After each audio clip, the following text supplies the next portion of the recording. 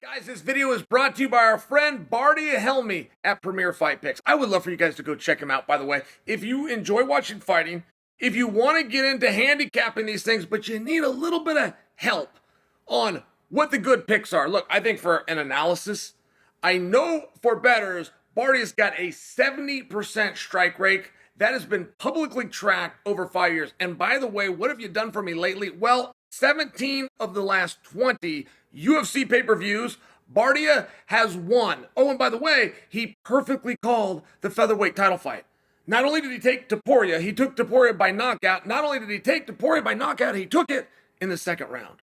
I want you guys to go to Premier Fight Picks. You can get in for weekly, monthly, even yearly subscriptions. You're going to get a full analysis if you want it, but more importantly, Bardia is going to show you where he's putting his own money. Check out Bardia. Go to premierfightpicks.com right now. Follow him on social media. You go over to Instagram. You're going to get an analysis every now and then. You're even going to get a pick or two at Premier Fight Picks. You can also follow him on Twitter, what the kids now call X, at PFP Handicapping. Check Bardia out right now. Ian Garry, Jeff Neal, a lot riding on this. Now, I had the good fortune of being in Boston for Ian Garry's last fight.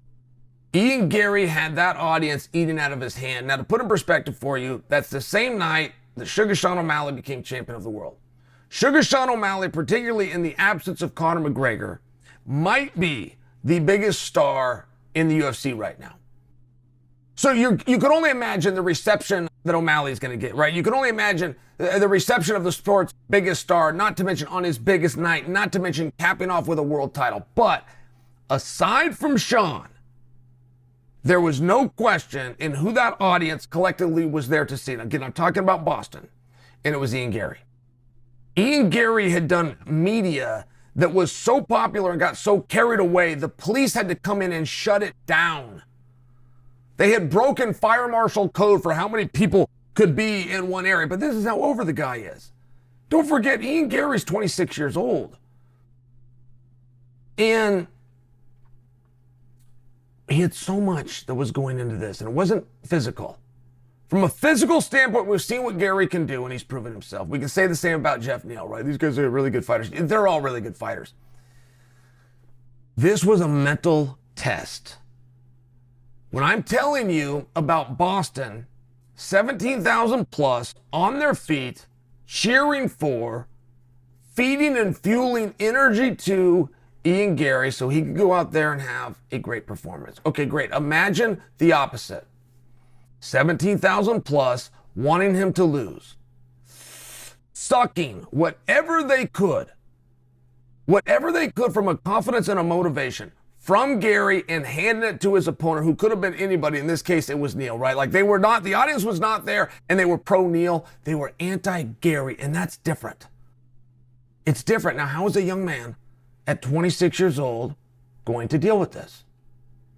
So, and you have to look at it from this perspective because there's so many things that can rattle a guy, right? Like Popeye and his spinach is a very real thing, but so is Superman and his kryptonite. It's a very real thing. When things are outside of your control, you don't know if the audience is going to like you. You don't know if they're going to back you.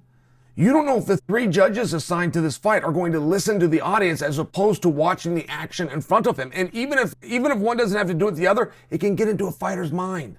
Particularly when you have a young fighter with so much to lose. Who do you think had more to lose last night between Garry and Neal? Neal's moved in the rankings 3 spots in front of Garry, but Garry was a meaningful favorite. Neal's lost, I believe, 3 of his last 5. Is that what it is? Garry has never lost a fight in his entire life. Neal is not in the conversation to be opposite Leon. Gary's got a great story opposite Leon where he's even thrown out of the gym, right? None of this is meant to put Neal down. I'm just sharing with you all the things that Garry was up against. How is he going to perform? And it wasn't the outcome, by the way. I mean, that was as close as it gets. It ends up being a split decision. But the outcome doesn't change my analysis. Garry went out there and he fought. He went out there and he brought his skills. You'll hear about, from a physicality standpoint, who has the reach advantage. And I don't ever know why we say that. It's just something weird that we say in fighting. Because you're talking about who has a longer arm. I couldn't imagine if I was ever in a fight on the playground, like in a million years, if I came home and told my dad about the fight, he's never going to say, did the kid have a longer arm than you? I have no idea where this became an advantage, but it's something that we discussed in the sport. But when you talk about guys with a reach advantage, you're also going to hear from the same terrible analysts if he can keep him at the end of his punches, but they don't go a step further to tell you, the audience, what it means to keep a guy at the end of their punches. Do you want to know why? Because they don't know. They don't have the foggiest idea what it means to keep a guy at the end of your punches. And let me tell you something. There's only 3 guys in the UFC that know how to do it. Dan Hooker, Jon Jones, and Ian Garry. I mean, I got to think that's a big compliment I'm giving Garry. I'm putting this young 26-year-old in the same category, rare air of Jon Jones and Dan Hooker. Guys that actually know I'm longer than you. If I can keep you out of range. You guys ever seen that cartoon? You seen that cartoon where the guy with the long arms, right, in the character, and the other guy's punching, and he's working up some steam, and he's big and strong, but he can't ever touch him because the guy's got longer arms? That's a very real thing if you know how to use it. You'll see Jon Jones control fight. Boom, boom. Jon will be picking some weight. Boom. Then you'll see Jon just stick his hand out. Jon will just straight up put his palm on the guy to keep him at bay. That's somebody that knows how to use their reach and keep you at the end of their punches. That's what Ian Garry does so well. And if you're going to be a wrestler, if you want to get inside, right, you're going to have to find a way. And Ian Garry doesn't stay on his feet to put wrestling and nullify it. He doesn't do that by sprawling. He doesn't do that by scrambling. He does that by offering a threat of a knee right up the middle. He keeps you at the end of his punches, and then he shows you a knee right up the middle. And if you get dangerous and you want to get stupid with him, he'll hit you right in the body with it. He'll hit you right in the chin with it. But a lot of times he'll lift a knee right up the middle and he'll miss you completely. He's just showing you. He's showing you and he's making a threat, which is keeping people at bay. It's a fascinating analysis that I just gave you because I'm foreshadowing that Garry gets what he wants, which is Colby Covington. Now that is a very dangerous match for both guys. I cannot imagine a world where Colby does not accept that challenge. I've been off of social media today. I'm actually traveling. I'll bet you Colby's already accepted and I just haven't seen it yet. But if we start to break that fight down, let's make no mistake, Colby's going to have to get inside. Make no mistake, Gary's going to have to keep him at bay. And all the compliments I gave Garry about how good he's doing that and he uses the knee and keeps you at the end of the punches, you're talking about a whole different animal when you're talking about Colby Covington, and you're likely to find him in a 3-round atmosphere. The type of pace and the type of aggression that Colby can bring you when he's only got 15 minutes as opposed to 25. I mean, it's an interesting match, guys. And there's no way to pick on Garry or call him scared.